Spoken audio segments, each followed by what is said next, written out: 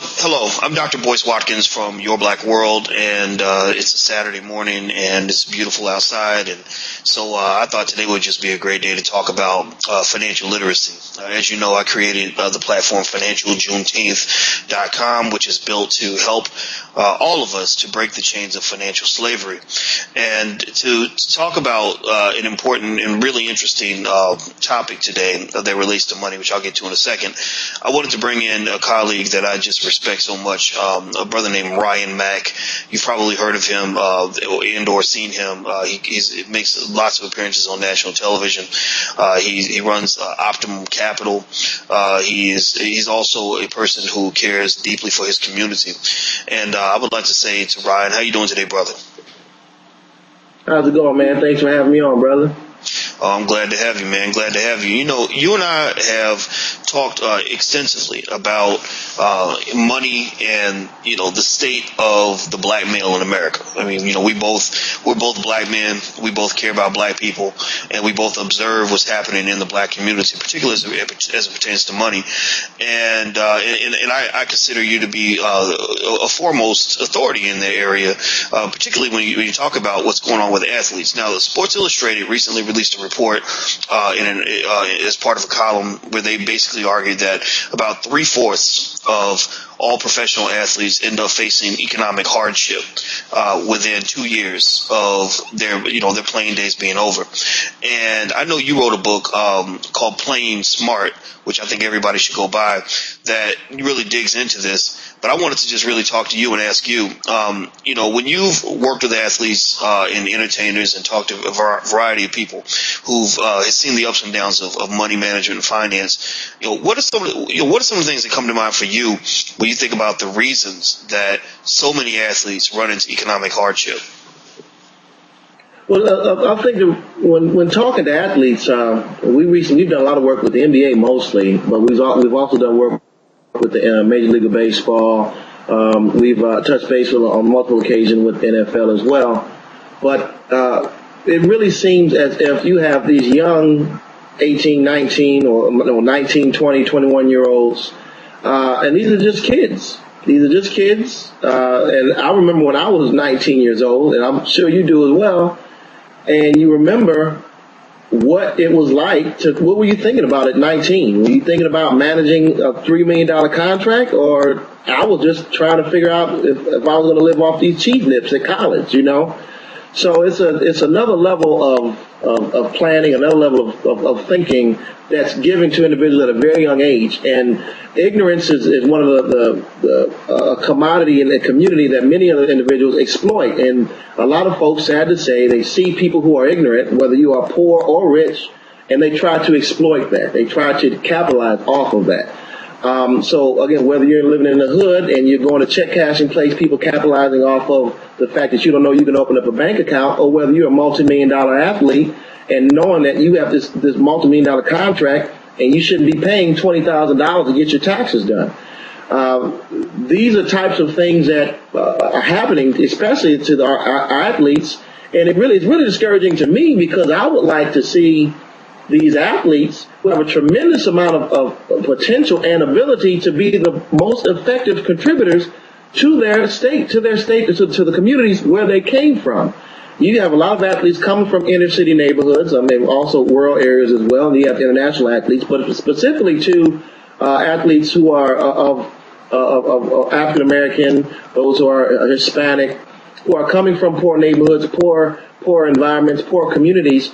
They have an ability to take that capital, go back and responsibly invest and do things that can upbuild their community as a whole. And that's why we've done so much work and trying to make sure that they can manage their money effectively for the purpose and benefit of managing their and giving back effectively without going broke in the process of doing it. Because we all know sometimes once we give to our community, they want to take and take and take. And sometimes if we overgive without preparing ourselves first financially, we'll essentially go broke ourselves. So there's a responsible way to do both at the same time. Empower yourself and empower community. That comes through financial literacy and economic empowerment. Well, it's funny. You talk about giving to the community, and to me, the community is deeper than just the community at large. I mean, the community really starts very simply with the community around you in your own household. When you have relatives that are struggling, and friends and distant relatives, cousins and whatnot, and uncles and nieces and nephews and all of that stuff, and I will tell you that. I will say that I've decided that I'm going to adopt different terminology when it comes to giving to my community. I don't really want to give to my community anymore. I want to invest in my community. And, you and I know the difference between giving charity and making an investment. Whenever my children, Absolutely. When my children or my godchildren reach out to me and they say, I need money. Give me $100. Give me $200. I tell them, you know what? I don't do charity. This is not a welfare office, but I will invest in you. Explain to me what you're going to do. Show me what you're bringing to the table. If you want $200, then how about I give you? I'll invest $100 in you, and the other $100 you can do some work and work it off. That way, we're establishing a scenario where the money that I give to them is being used to truly uplift them. I'm not giving them fish. I'm teaching them how to fish. So if I give you $100 and you come and work with me, then you're going to gain from the fact that you now have more experience as an entrepreneur or whatever it is, because we spent some time together, and also our family's stronger. So I think that giving piece, that's the interesting paradox to me when it comes to professional athletes. A lot of people think that athletes go broke because they're selfish, and sometimes that's true, but a lot of athletes go broke because they're too generous. When I read about Antoine Walker, who made $110 million and went broke, one of the stories I heard repeatedly was that Antoine loved to support relatives. He loved to give. And I don't fault that. I mean, I've always said regularly that entertainers and athletes need to give more, but I think that maybe that next step is, instead of just giving, you find ways to invest. And so with that being said, when you look at athletes, and let's start with financial literacy. I would argue that a lot of athletes struggle economically because many of them have, they put down a textbook in exchange for a basketball. Some of them were pushed through school and told that education was not important because they have athletic ability, which is a huge mistake, because when you get to that world of high finance, you got all that money and you don't have any education, to understand how your money's coming in, where your money's going, how money works. Then you're kind of like a sitting duck.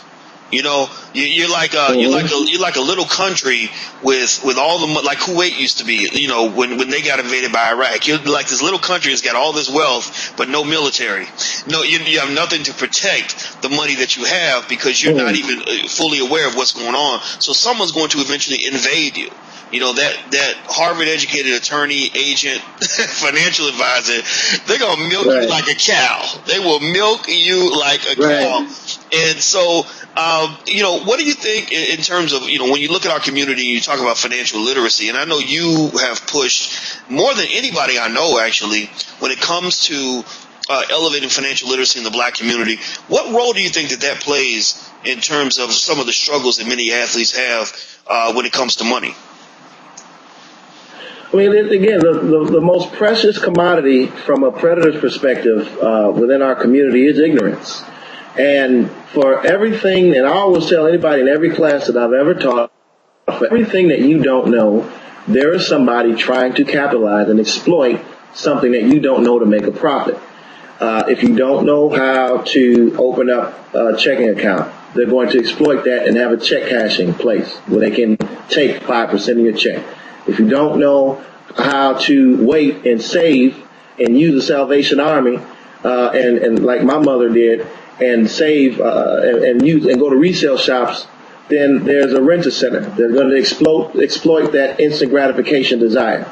If you don't know how to file taxes in a way and wait 8 days and use electronic deposit, then they're going to have a refund anticipation loan to get your tax return faster and exploit you to 200-300% interest rate. So they're exploiting what we don't know.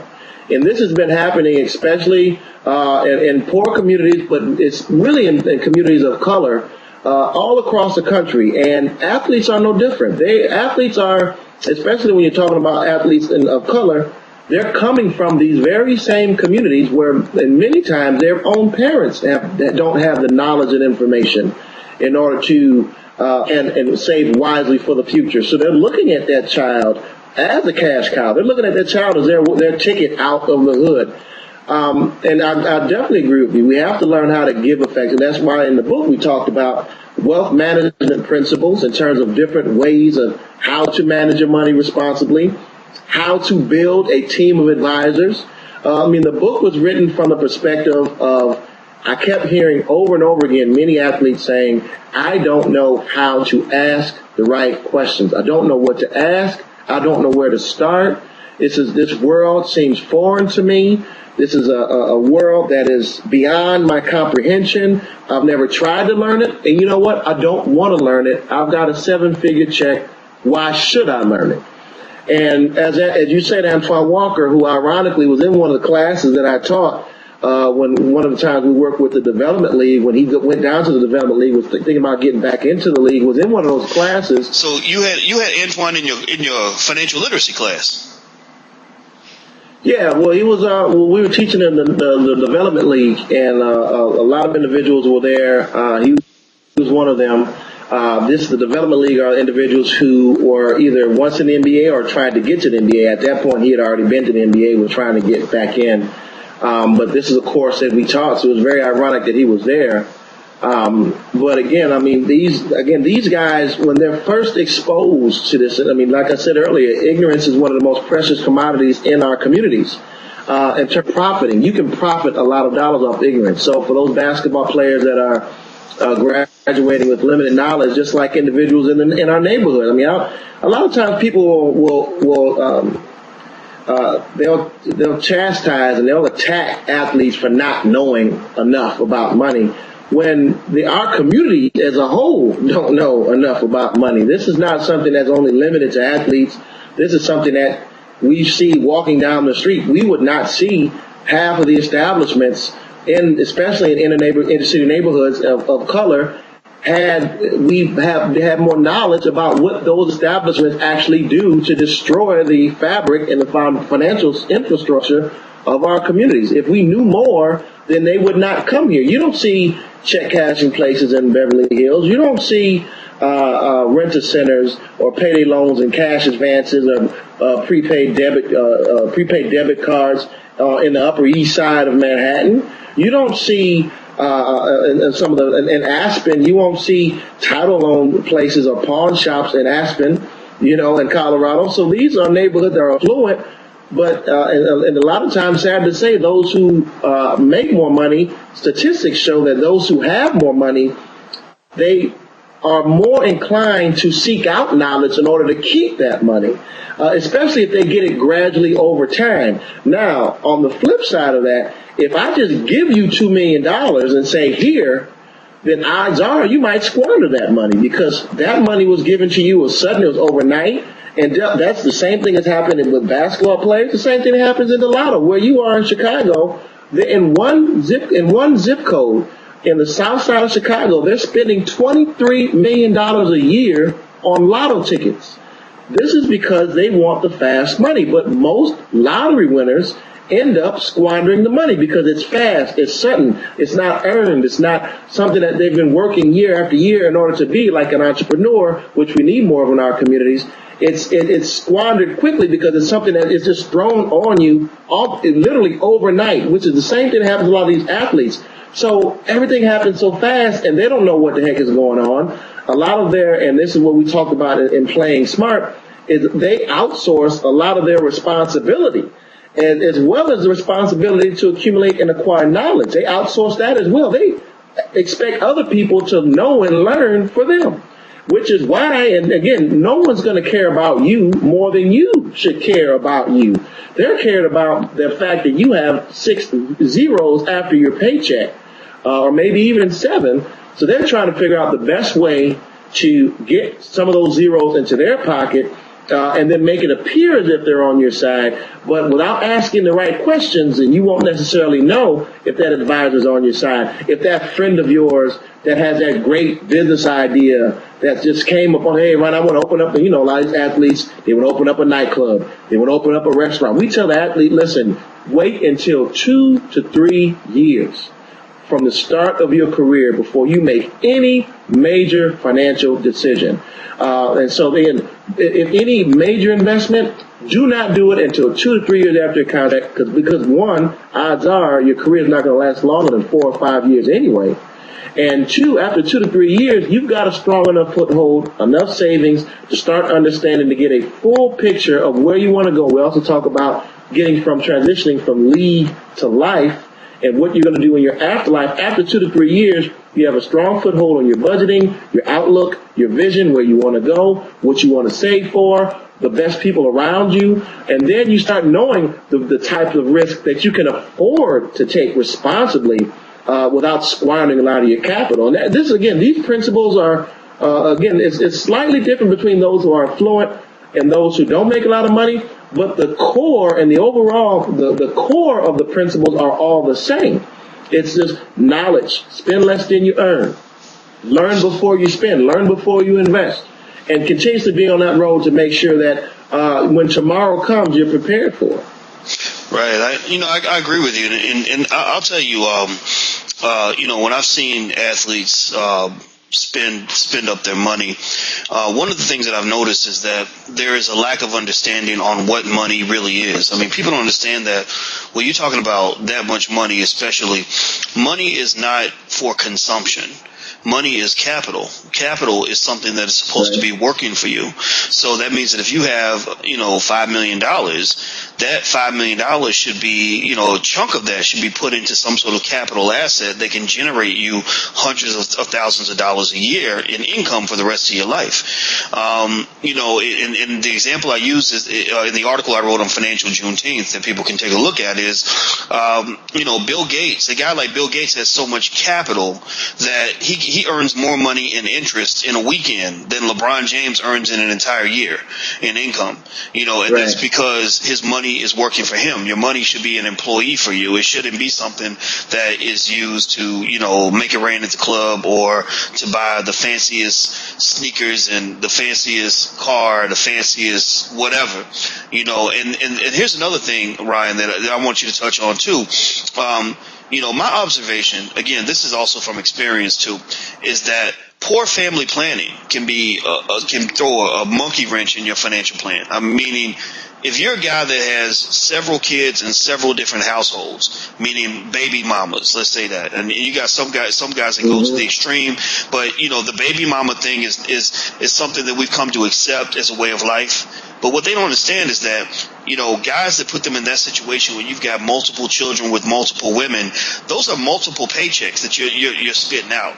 And if you're the big baller athlete and all the women love you and they all trying to offer you sex, and you're taking it because you're a man and you think as a man the world is your oyster, you're supposed to just fire your sex organs off like a water gun and just do whatever you want. Well, the problem with that is that babies come out of that.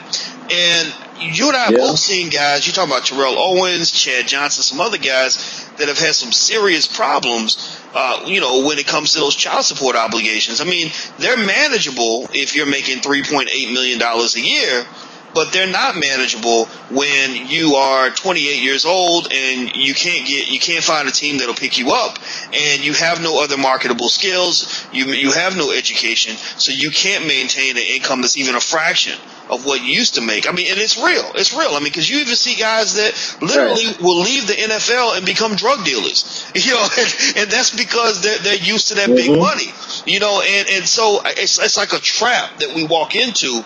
And so I want to see what your thoughts are on that. I mean, I believe that family planning has to be part of the process. It's okay to love, if you love the ladies, okay, I don't judge that, but you got to be smart about it. What are your thoughts on that?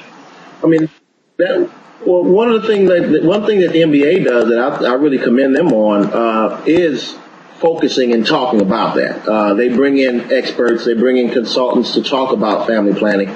A true story. Man lays down with a woman. He uses a condom. and this again goes to even above and beyond family planning. He uses a condom. Later on, another woman that he'd never met before comes up to him and says, about a year later, and says, "This is your child, and I want child support."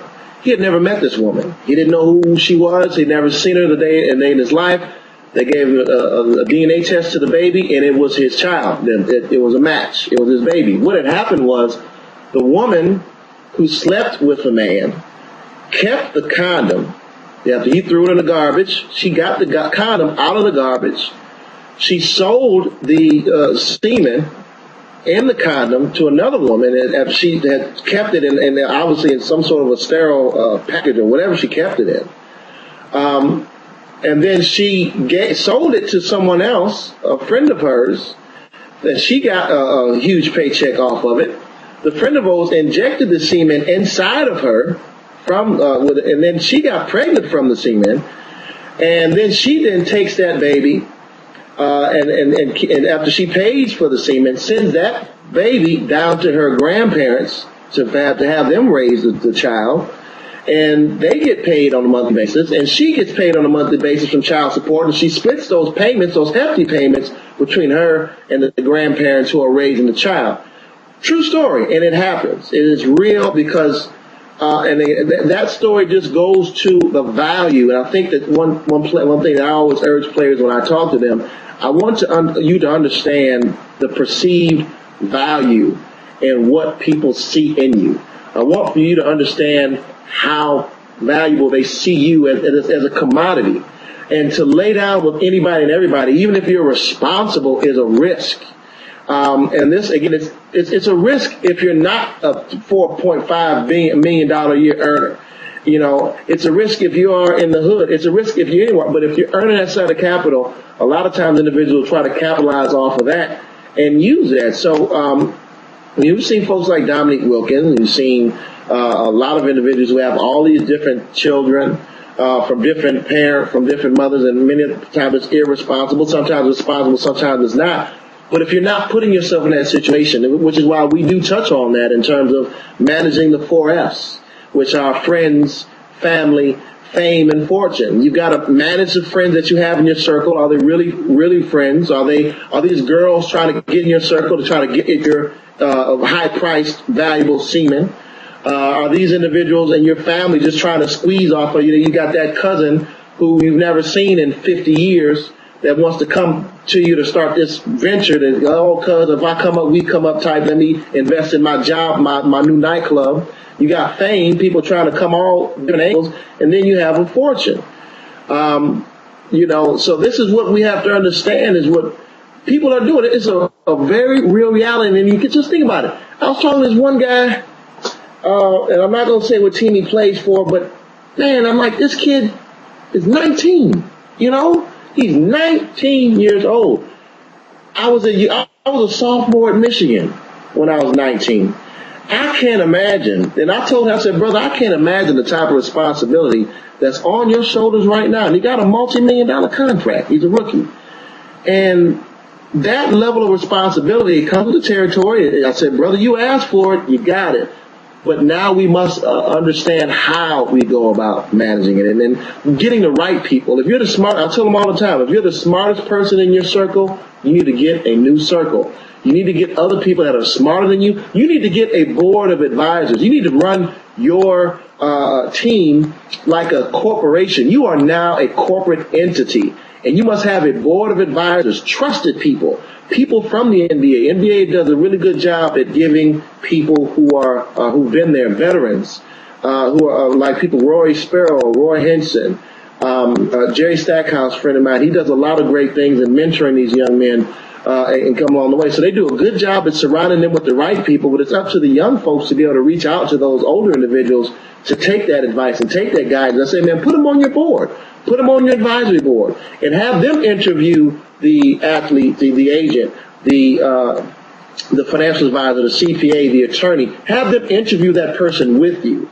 Have the family become a part of the conversation. A lot of times families will want to exploit what's going on for the simple fact that they feel this person is a cash cow. So they will want to exploit that information, want to suck that information dry. But if they're part of the process, they're part of the budgeting process, and they're sitting down with the advisor they can trust, they're sitting down with that third party individual from the NBA or from the person that you can trust to give you some good oversight on your advisory board, then that family now is knowledgeable about your goals, your aspirations, and about where you want to go in life.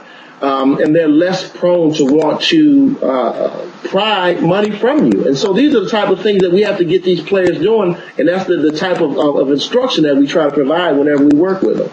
Right. Well, I think that's good stuff. I would say that, the simple bottom line, in my opinion is, you're not going to go that far in life if you don't have a commitment to educating yourself, and having some degree of discipline. I think that your success, your ability to survive in this world is based on two things: your balls and your brains as a man. And what I mean by that is Right. you have to be strong and you have to be smart.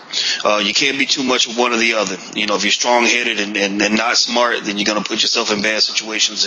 But if you're smart but you're a coward, you're going to be in bad situations. And I think athletes don't have a problem with being cowards. I think that they stand strong. They do a lot of great things in their lives. That's why they are so successful. But I think that there is a deliberate effort in America to keep athletes uneducated because they really don't want African American men standing on tall platforms, with a certain degree of enlightenment and strength. They don't want they don't want LeBron James to be Malcolm X. That would be a nightmare for them. No, right? No. Right. So ultimately, it would be lovely though. Oh, it would be amazing to watch, and so I think that's our job. I think that we can build those men and support them, and because I know you care about them, and so do I. So we can go and we can go and shut it down here because I know you have things to do. You're a busy man, but I want to say thank you so much for your time, brother. It's always a pleasure, and I really appreciate you hanging out with us at Financial Juneteenth. Hey, brother, keep up the great work, and you always got your back, and I know you got mine, man. Let's keep it moving, man.